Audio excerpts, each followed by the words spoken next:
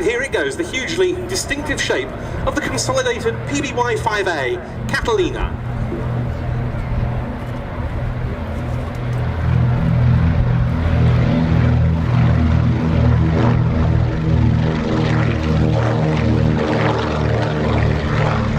One of the shorter takeoffs of the day.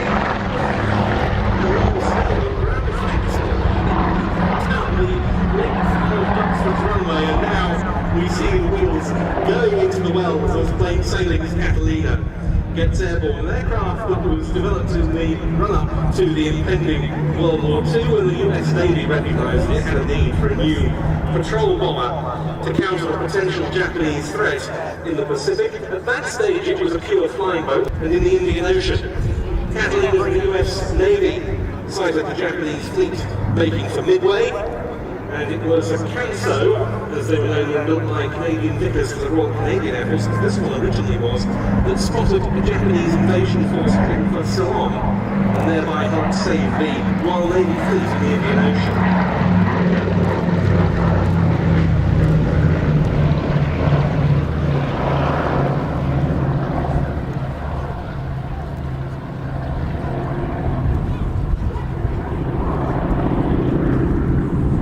Supported by the menace of the Focke-Wulf FW-200 Condor long-range maritime aircraft. In Colin, it was of course an area out of range of existing land planes, which is why a flying boat was so useful there. Absolutely. You mentioned the gap in the Atlantic, as very often happens in wartime. Courage and skill are not enough. Technology has to move on, and the things that made a difference as far as the Battle of the Atlantic are concerned. Actually, if you had radar, you could see them on the surface, and the Catalinas actually accounted for a lot of U-boats on the surface. So it was a very, very important part of the Battle of the Atlantic. And talking of spotting vessels on the surface, of course, they were playing a major role in the finding of the... Sorry, my microphone is being a bit temperamental. Absolutely right. It was it was called the Beast, wasn't it, by Churchill. It could have caused absolute havoc in the North Atlantic, and it went missing for a while, but it was actually spotted, as you obviously inferred, was in the context of the supply convoys delivering vital supplies to the United Kingdom via that route. So it had to be kept open as far as possible. Now here we see the Catalina flying past us with the wingtip floats deployed.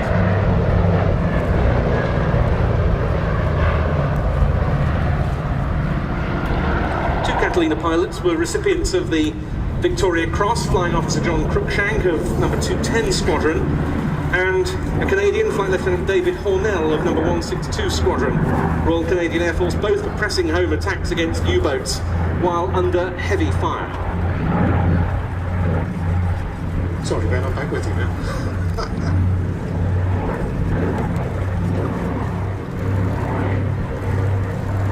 With the floats deployed on this particular pass, heading to the iconic profile of this wonderful aeroplane, looking great against the blue sky here. The colours of this one are those of a rescue Catalina, an OA-10A operating time, but they weren't available until very late in the war. The one that this one depicts was involved in an incredible sortie. It was on the 30th of March 1945.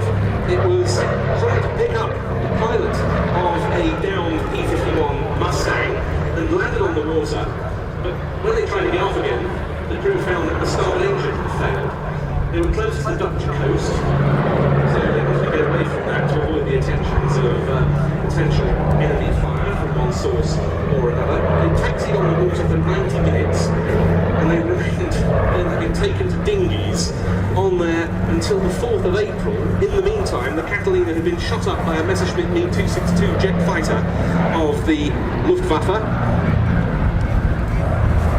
And the loss of that Catalina, which wore the nose art Miss Pickup, which has been put on this airworthy example operated by Plain Sailing, the loss of that this very beautiful aeroplane now on final approach.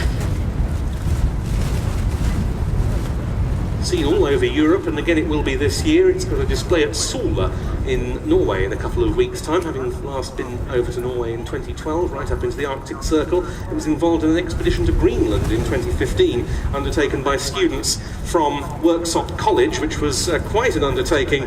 But here in for what I'm sure will be a very short landing from plain sailing, the consolidated PBY 5A Catalina, flown today by former Royal Air Force Hercules and Andover transport pilot Derek Head, and with him, and keeping the nose remarkably high down to walking pace, with him on the flight deck today was Gareth Bliss.